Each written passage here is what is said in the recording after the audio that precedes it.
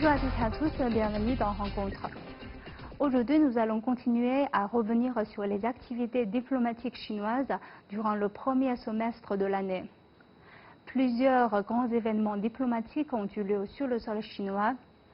Quels messages ont été transmis à travers ces événements et comment la Chine se positionne-t-elle aujourd'hui dans le monde? Nous allons en discuter avec nos invités.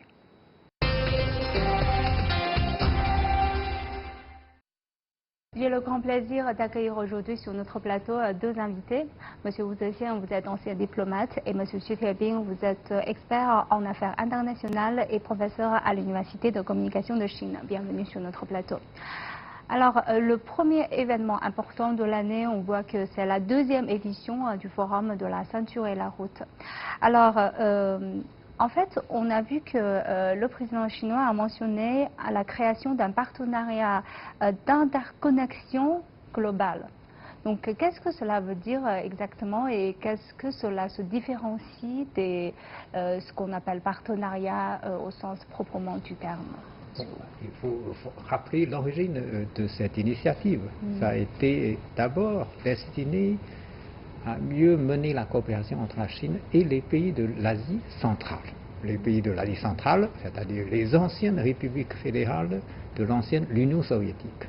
Bon, une fois indépendants, ils faisaient face à un gros problème, c'est-à-dire ce sont tous des pays enclavés. Voilà. Et ce sont tous des pays qui n'avaient pas suffisamment d'infrastructures pour s'orienter vers l'extérieur. Bon, alors l'initiative a été lancée lors de la visite du président chinois, M. Xi, en Kazakhstan, voilà, pour promouvoir la connexion, la connectivité des infrastructures, transport, télécommunications, acheminement de l'énergie. Bon. Et puis ça s'est agrandi, voilà, finalement on s'est aperçu que c'est une initiative qui est valable, non seulement pour les pays de l'Asie centrale, mais pratiquement pour tous les pays en développement. Et même les pays développés peuvent très bien participer. Voilà. Du coup, c'est devenu une initiative ouverte à l'ensemble des pays du monde. Donc c'est ça qui s'appelle connexion globale, voilà, surtout dans le sens des infrastructures concernant transport, télécommunications, énergie, mais bien sûr auxquels on ajoute d'autres secteurs de coopération. Je vais ajouter quelques mots. Je pense que le premier forum, la première édition, c'est le lancement d'initiative et adhésion du projet. Et maintenant, ce qu'on a vu, c'est quoi? C'est le repérage, définition et signature des accords. C'est vrai que pendant la première édition, on ne sait pas trop où on va un peu. Ouais. Et donc c'est concrétisation, si vous voulez. Deuxièmement, je pense aussi important, c'est que peu de gens en mentionnent, c'est que beaucoup pensent que l'initiative de la route soit, c'est je dirais, une stratégie chinoise. En fait, la réalité, ça monte beaucoup plus. Ça devient un produit public pour tout le monde. C'est que pendant la deuxième édition, c'est que chaque fois quand il y a une négociation, des contacts, ce n'est pas toujours entre la Chine et un pays tiers, mais c'est souvent entre des pays du tiers. C'est quoi? Ça signifie que maintenant, on dépasse largement Chine, le monde extérieur. Mais surtout, disons, c'est les différentes parties du monde ont réussi, ont trouvé un forum pour discuter, c'est correspond à cette connectivité, connexion. Donc, c'est-à-dire quand vous dites produit public, est-ce que cela veut dire que c'est une plateforme où on trouve des échanges au lieu de dire que tous les projets s'orientent, c'est la Chine qui dirige? Non, le principe c'est discussion ensemble. Tous les partenaires, tous les participants discutent ensemble pour déterminer, pour identifier les projets à réaliser. Et puis construction ensemble. Voilà. On travaille ensemble pour réaliser des projets. Finalement, partage ensemble des fruits de coopération. Et ça c'est un principe, voilà, qui est fixé pour mener à bien cette coopération dans le cadre de l'initiative. Mais vous avez mentionné la concrétisation, c'est vrai que quand vous parlez de principe, c'est quand même très flou en quelque sorte. Donc avez-vous des exemples à donner? Parce qu'on est à notre deuxième édition et que l'initiative a été lancée il y a 6 ans déjà. Donc, est-ce qu'aujourd'hui, on peut voir des projets concrets qui concernent des gens comme vous et moi? Beaucoup, beaucoup. C'est la raison pour laquelle, cette fois-ci, comme l'édition précédente, beaucoup de pays sont venus participer au forum. Pourquoi ils participent? Parce que ça les intéresse. Pourquoi ça les intéresse? Parce qu'il y a eu des résultats très concrets. Alors, quelques exemples. Déjà, selon un rapport de la Banque mondiale, cette initiative pourrait aider à plus de 34 millions de gens à sortir de l'état de pauvreté. Alors, à travers quoi? À travers la réalisation des projets d'infrastructure. Et grâce aux investissements réalisés dans le cadre de cette initiative. Maldives, un pays qui n'avait jamais eu un pont reliant, c'est un pays, voilà, les îles, parce que c'est un pays, voilà, c'est un archipel. Bon, voilà, ils ont eu, voilà, les habitants de Maldives ont eu un premier pont grâce à la coopération ceinture route, un premier pont maritime. Alors, Sri Lanka, depuis l'indépendance de ce pays en 1948, voilà, ils n'ont jamais eu, voilà, une nouvelle ligne de chemin de fer, et puis c'est devenu la réalité grâce à la coopération. Et puis Monténégro, ils ont réussi à construire la première autoroute grâce à cette coopération. La Biélorussie, ils n'avaient pas de construction d'automobiles. Cette fois-ci, ils ont eu une usine de construction d'automobiles. Voilà. Et puis, la Serbie a eu une aciérie qui a été créée il y a un siècle, mais qui était aujourd'hui au bord de la faillite. Et grâce à la coopération, en espace de 6 mois, voilà, la situation s'est redressée, c'est devenu à nouveau une aciérie rentable. Des exemples de ce genre sont multiples. Voilà. Donc, si vous avez le temps, je pourrais vous citer des exemples pendant 2 heures. C'est vrai que maintenant je comprends mieux, c'est-à-dire que la tenue de ce genre de forum, c'est plutôt un appel aux pays qui s'intéressent, qui veulent améliorer leurs infrastructures, de venir et de discuter sous cette plateforme de ceinture route, n'est-ce pas? Parce que de toute façon, les coopérations se font très concrètement. Donc voilà, quel est votre avis sur cette initiative? C'est bien sûr une initiative associée avec, je dirais, le rôle, je dirais, de lanceur de la Chine. Mais comme on dit, après, ça devient, je dirais, un forum, un produit public. Donc c'est libre invitation et basé sur libre adhésion. Monsieur Wu avait mentionné toute une série d'exemples concrets. Je pense, par exemple, tout le monde sait, et on va parler un peu plus tard, c'est qu'aujourd'hui, il y a je dirais, la fondation, au moins de principe, calendrier de libre-échange, zone de libre-échange sur tout le continent africain. Et on a fixé à quelle date, etc. Mais pourquoi? Parce que derrière, n'est-ce pas, toute une série de projets réalisés essentiellement par les entreprises chinoises dans l'infrastructure, mais aussi dans délocalisation, dans la manufacturation, qui facilite cette formulation, mais aussi cette ambition de zone de libre-échange. Voilà, c'est un exemple, disons, à l'échelle continentale. Et je pense qu'aussi, aujourd'hui, quand on voit, M. Wu avait mentionné l'Asie centrale, mais aussi sur l'ASEAN, n'est-ce pas, c'est le rôle de la Chine, mais aussi des entreprises, des acteurs économiques de Corée du Sud, du Japon et des Indiens ont de plus en plus pénétré, je dirais, impliqués et participants à ce type d'interconnexion, disons, l'ensemble, surtout sous-régional. Mais comme on est dans la deuxième édition du forum et que, comme vous avez mentionné tous les deux, il y avait beaucoup de réalisation de projets, donc est-ce qu'on a pu aussi constater dans la réalisation de ces projets des difficultés ou des défis à relever pour l'avenir de cette initiative? C'est tout à fait normal qu'il y ait des difficultés, des obstacles à franchir. Ce serait une tâche très longue. Il faut voilà, être clair.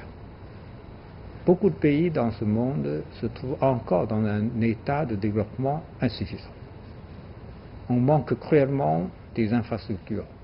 Or, pour construire des infrastructures, les exemples que j'ai donnés tout à l'heure, ce sont des petits projets, mais ça ne suffit pas. Il en faut beaucoup. Or, lorsque vous avez des besoins énormes des infrastructures, il faut des capitaux pour investir. Voilà, bon. Mais justement, l'initiative Ceinture Route essaye de mobiliser toutes les ressources financières possibles pour travailler là-dessus. Mais c'est un travail à long terme.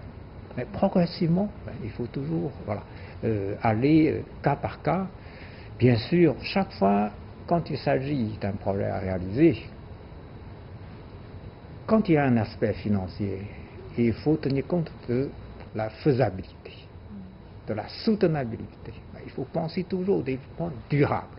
Chaque fois, il y a des discussions. Et au cours de la réalisation même des projets, il peut y avoir des difficultés de toutes sortes, financières, techniques et tout, et même sociales. Il peut y avoir des réticences de la part de certaines catégories des habitants, qui voient probablement d'un œil différent du projet. À chaque fois, quand il y a ce genre de problème, il faut essayer de régler. Bon, donc, on peut imaginer toutes ces difficultés, mais bon, l'objectif final, c'est de faire avancer l'économie des uns et des autres, en passant par la construction des infrastructures et réalisant d'autres projets économiques. C'est vrai que, comme vous avez mentionné, il y a des cas très particuliers. Chaque pays a des situations très différentes. Donc, pensez-vous que la Chine est capable de vraiment régler au cas par cas, parce qu'on voit que c'est quand même très compliqué, surtout au niveau social et au niveau légal parfois. La question ne se pose pas que la Chine a la capacité, que les participants à ce projet. C'est justement sur ce point, je pense, et comme beaucoup d'experts le pensent aussi, c'est bien le moment est venu maintenant de l'établissement des institutions professionnelles. Et dans ce cas-là, d'abord, comme M. Wu avait bien dit, qu'on l'a vu, premièrement, capitalisation, financement, et lié aussi avec le moyen crédit ou la façon de remboursement. Et le deuxième, naturellement, c'est les institutions d'arbitrage. Et indépendamment, disons, des relations bilatérales, politiques, on est bon, on est mauvais, mais sur tout ce qui est commerce, sur le trade, souvent il y a des litiges. Non, naturellement, il faut quelque chose, une institution d'arbitrage avec des règles acceptées par tous. Et troisièmement, c'est bien sûr, c'est qu'aujourd'hui le critère a changé. On doit penser plus sur le développement durable et l'environnement, avec des critères ou des standards rénovés. Dans ce cas-là, oui, je pense, oui, c'est l'édition peut-être maintenant deuxième, peut-être troisième édition du sommet pourrait encore faire des avancements dans ce domaine. C'est vrai que si on pense aux entreprises chinoises, en fait, leur expérience à l'étranger, si on les compare aux entreprises occidentales, les entreprises chinoises sont très jeunes. Si on voit un peu leur expérience à l'étranger, donc il faut plus de professionnalisation dans le futur peut-être. Tout à fait. Il y a tout simplement, par exemple, la barrière de langue. C'est vrai qu'aujourd'hui, les jeunes Chinois apprennent l'anglais de plus en plus. Mais bon, on manque quand même des gens capables de communiquer facilement en anglais ou en français ou en espagnol. On connaît la loi locale. Voilà, bon, il y a en effet un besoin de s'habituer à l'environnement international pour les entreprises chinoises qui sont en effet débutantes. Mais ça fait quand même une dizaine d'années que les entreprises chinoises travaillent assez massivement à l'étranger. Certaines entreprises sont déjà assez expérimentées, comme Huawei par exemple. Donc c'est le temps qui va permettre aux entreprises chinoises de s'enrichir. De s'internationaliser. Tout à fait. Moi, je vais Personnellement, avec mon observation, moi je pense à les 3 points. Premièrement, peut-être sur les mines, sur les manufacturations classiques, et par rapport aux entreprises occidentales, entre guillemets, l'entreprise chinoise reste encore débutant, mais conditionnellement. Seulement sur certains secteurs. Et deuxièmement, sur le nouvel critère aujourd'hui, l'environnementaliste, durable, etc., etc. Tout le monde sont les, disons, débutants. Il n'y a pas, disons, une position supérieure de la part des entreprises occidentales. Et troisièmement, c'est que sur le nouvel secteur, notamment, disons, télécommunications, intelligence artificielle, etc., etc., aujourd'hui, les entreprises chinoises, même si ce n'est pas encore très nombreux, mais sont déjà devenus, dans certains secteurs, pionnières. Et on n'est plus dans une position, disons, de rattrapage. On devient déjà, disons, les pionnières. Là, c'est, je dirais, une observation beaucoup plus nuancée. Alors, on revient un peu à la suite des événements qui s'est passé à Pékin. Vous avez mentionné tout à l'heure la zone de libre-échange en Afrique et justement, il y avait la réunion des coordinateurs de la mise en œuvre du suivi du sommet de Beijing, du Forum sur la coopération sino-africaine, qui est un événement très important. Pourquoi il y a cette réunion de suivi? Comment voyez-vous le résultat de cette réunion et qu'est-ce qui se passe aujourd'hui entre la relation entre la Chine et l'Afrique dans ce sens? Il faut savoir que ce forum de coopération Chine-Afrique, ce n'est pas du tout simplement une plateforme de discussion. C'est un mécanisme de coopération très efficace.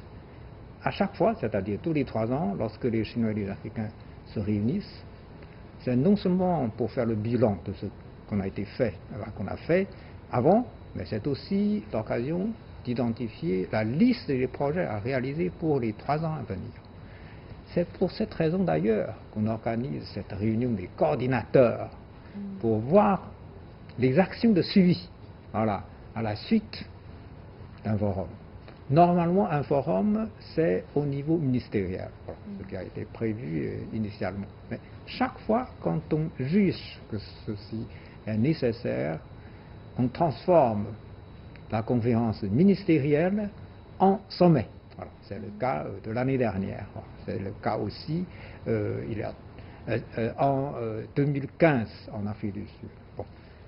Chaque fois, donc, on décide des nouveaux projets à réaliser et puis bon, on organise un an après la réunion des coordinateurs pour voir précisément quel est l'état d'avancement des choses. Mais aujourd'hui, comment on assure les suivis du projet? Comment on évite que l'argent soit corrompu ou est-ce que les projets sont vraiment en... Il y a un travail énorme, cas par cas, état par état, pour suivre les projets. Oui. Bon, alors j'ai travaillé en Afrique, je connais voilà, le mécanisme. Donc c'est à chaque fois quelque chose de très précis. Voilà. Il y a toutes les institutions financières qui sont mobilisées, tous les acteurs, c'est-à-dire les entreprises, voilà, qui sont mobilisés, mais ici aussi les institutions gouvernementales qui sont impliquées aussi. Bon, tout le monde est mobilisé pour faire avancer les projets. C'est pour cette raison que, même pour cette réunion de coordinateurs pour les actions de suivi, plus de 80 hauts fonctionnaires, hauts cadres voilà, des pays africains sont venus, y compris 24 ministres des Affaires étrangères. Voilà. Pourquoi tous ces responsables de haut niveau viennent? Mais justement, c'est pour voir de façon détaillée les projets à réaliser. Donc, vous voyez, c'est vraiment un mécanisme très efficace voilà, pour promouvoir la coopération sino-africaine. Et chaque fois, d'ailleurs, on signe très souvent à l'occasion, en même temps, des nouveaux voilà, accords de coopération. Et j'aimerais bien ajouter un détail aussi, c'est aussitôt après la réunion des coordinateurs, la Chine et l'Afrique ont organisé pour la première fois une foire économique et commerciale dans la province du Roumain. Et à peu près 200 accords, nouveaux accords ont été signés. Vous voyez, à chaque fois, on avance avec des résultats très précis, très concrets. Comme par exemple, vous, monsieur Wu, nous, on est tous les deux travaillés dans les relations Chine-Afrique. Donc, on connaît un peu plus de détails. Je pense que sur certains points, je peux peut-être enrichir un peu. Premièrement, jusqu'à maintenant, dans les relations sino-africaines, le défi pour nous, souvent, c'est la surabondance des projets proposés. C'est pas qu'on manque, mais c'est surabondance. Il faut trier, sélectionner avec des critères plus ou moins objectifs. C'est très important. Et deuxièmement, c'est qu'aujourd'hui, les projets, surtout, l'ensemble des projets, touchent pas seulement, je dirais, la Chine et à un pays africain, c'est-à-dire bilatéral. Souvent, ça touche Chine, plusieurs pays, donc ça devient toujours le projet multilatéral. C'est là que je pense le cadre, ce qu'on a vu, c'est pas bilatéral, c'est multilatéral, souvent sous-régional.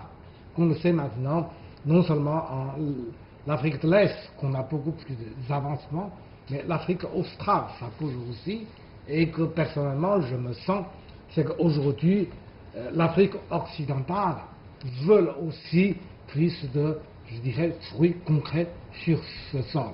Alors, on a parlé de deux événements qui consacrent plutôt à l'aspect économique et il y a autre événement important qui est très dynamique et très intéressante.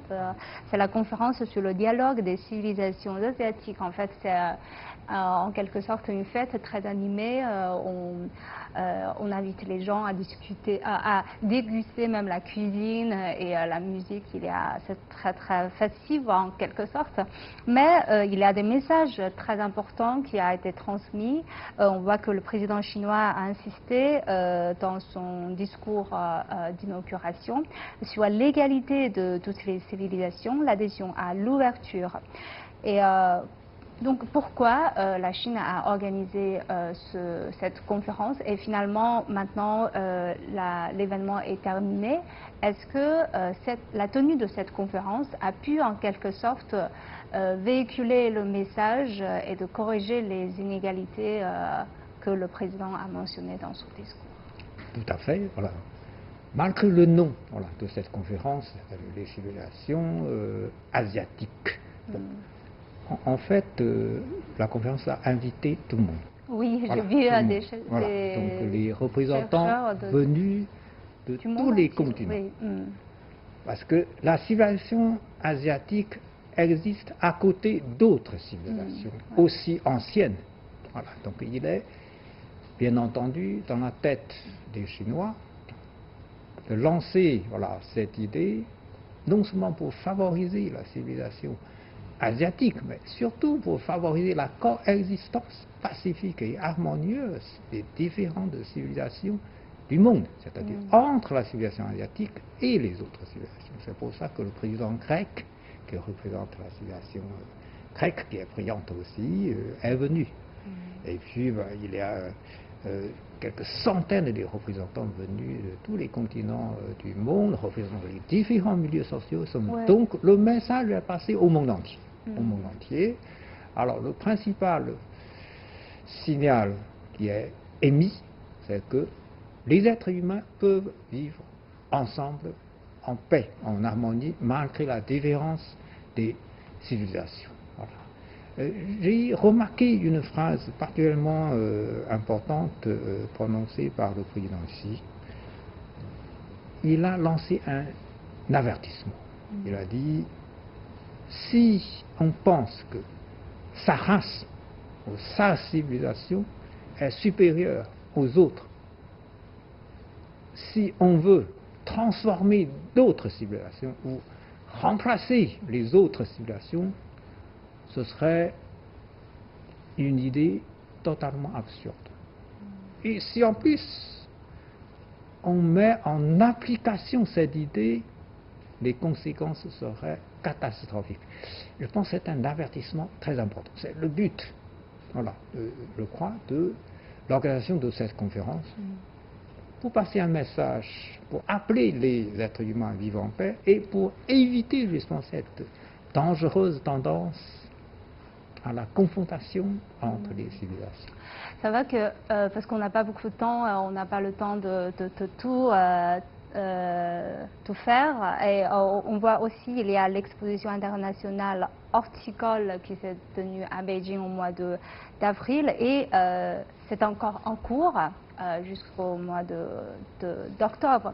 Et on voit un peu dans les différentes manifestations, comme on a vu, à chaque fois, la Chine avance l'idée de communauté de destin commun pour l'humanité, l'idée d'inclusivité, de partage, et s'attaque vraiment des problèmes qui touchent à l'humanité dans son ensemble. Par exemple, comme vous mentionnez, ceinture et route pour éradiquer la pauvreté. L'exposition internationale horticole, c'est plutôt pour les questions environnementales. Et voilà, la conférence sur le dialogue des civilisations, c'est plutôt l'égalité entre les civilisations. Alors, comment la Chine se positionne-t-elle aujourd'hui dans le monde? Quel message la Chine veut véhiculer à travers tous ces événements? Il y a par exemple l'opposition entre deux approches, disons, classiques. D'un côté, souvent liées avec la théologie, disons, monothéiste. Voilà, il y a toujours, disons, opposition absolue entre le bien et le mal, etc., etc. Il n'y a pas de terrain de compromis. C'est toujours l'un qui l'emporte sur l'autre. Il y a d'autres qu'on s'appelle, disons, la philosophie orientale.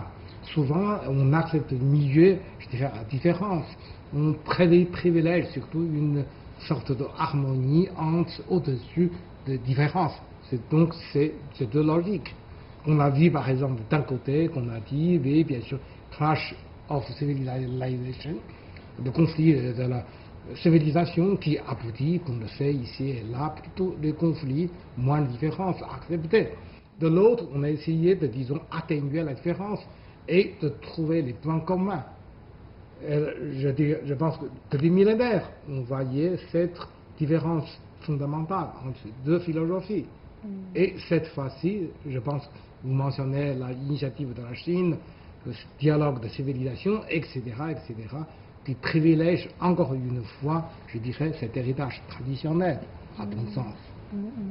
Et vous êtes diplomate, en fait, cette année marque le 70e anniversaire de la fondation de la République populaire de Chine. Donc quel est votre constat sur la ligne directrice de la diplomatie chinoise aujourd'hui? La ligne directrice de la diplomatie chinoise, c'est très simple. La paix et le développement partagé. Voilà, la paix, on sait bien que la Chine est un défenseur farouche de la paix. Et la Chine propose justement les initiatives ceinture-route. La Chine a favorisé les différents forums de coopération entre la Chine et l'Afrique, entre la Chine et le monde arabe, entre la Chine et le monde latino-américain. Bon, alors tout ça, c'est pour le développement partagé. Bon, donc la ligne directrice, c'est ça. Aujourd'hui, qu'est-ce qu'on voit le résultat? On voit le résultat, c'est que la Chine prend de plus en plus sa responsabilité dans ces deux tâches. Voilà.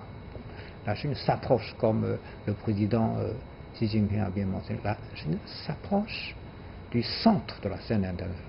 Ce n'est pas pour dominer le monde, simplement pour prendre plus sa responsabilité, pour jouer, voilà, son rôle, voilà, dans la défense de la paix et dans le développement partagé. Voilà. Donc aujourd'hui, je crois que la Chine continue, voilà, à appliquer sa ligne directrice de la diplomatie pour accomplir ces deux tâches principales. Alors je vous remercie tous les deux, merci pour vos analyses. Et je vous remercie d'avoir suivi notre discussion. À la prochaine.